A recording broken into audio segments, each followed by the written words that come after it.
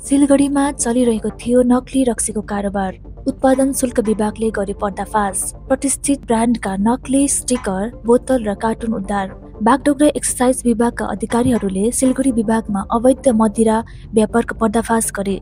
गुप्त स्रोतबाट प्राप्त सूचनाका आधारमा बागडोग्रा अन्तशुल्क वित्तका अधिकारीहरूले छापा मारेर एक परिणाममा स्पिरिट र मदिरा बनाउने सामग्री सहित एकजनालाई पक्राउ गरे। साथै उक्त व्यक्तिबाट प्रतिष्ठित ब्रान्डको नक्ली र विभिन्न कम्पनीका नक्ली स्टिकर, बोतल र कार्टुन उद्धार गरिएको छ।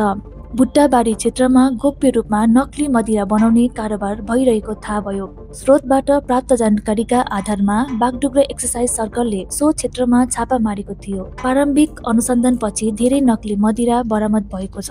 यस घटनामा एक व्यक्तिलाई पक्राउ गरियो। उनलाई सोधपुछ गरेपछि फेरि नयाँ बस्ती क्षेत्रमा छापा गरेको थियो।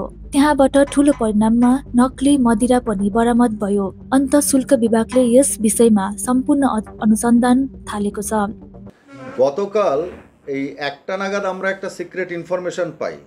এই সিক্রেট ইনফরমেশনের ভিত্তিতে আমাদের Bagdogra excise range under supervision of deputy excise collector Bagdogra range mister Hasrat Shahin এবং আমাদের বাগডোগরা সার্কেলের ওসি শেখ আবু তাহিরের নেতৃত্বে ভুট্টাবাড়ি এলাকাতে বাগডোগরা পিএসের আন্ডারে একটি জায়গায় রেড হয়।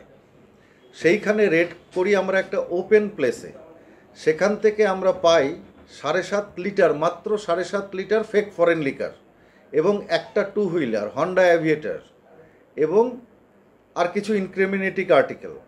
ওখান থেকে আমরা একজনকে অ্যারেস্ট করি, তার নাম ওয়ান পবন গুপ্তা। তাকে আমরা অ্যারেস্ট করি। এই যে মালটা আমরা পেয়েছি তার ভ্যালুয়েশন হচ্ছে 48,750 টাকা।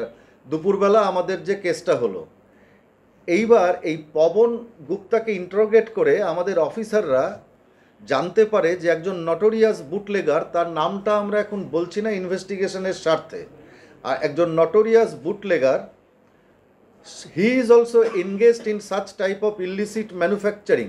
এই ধরনের বেআইনি ফরেন লিকার, স্পুরিয়াস নকল ফরেন লিকার তৈরিতে আরেকজন নটোরিয়াস বুটলেগারও যুক্ত আছে। এটা আমরা পবন গুপ্তাকে ইন্টারোগেট করে জানতে পারি।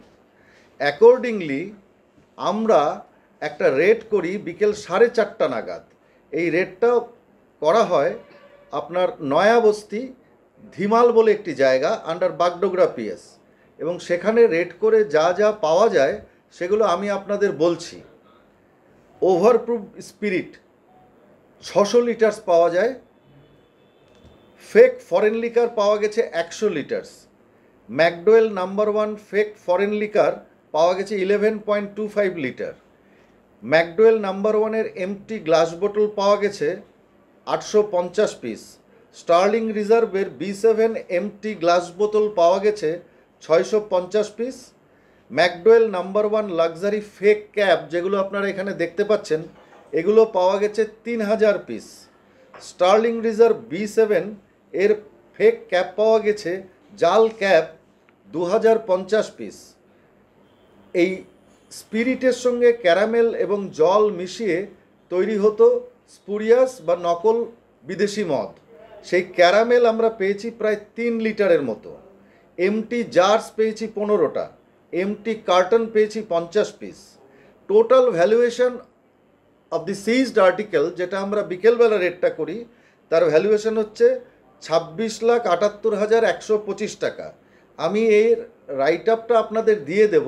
26,78,125 টাকা আমি এর রাইট আপটা আপনাদের দিয়ে দেব।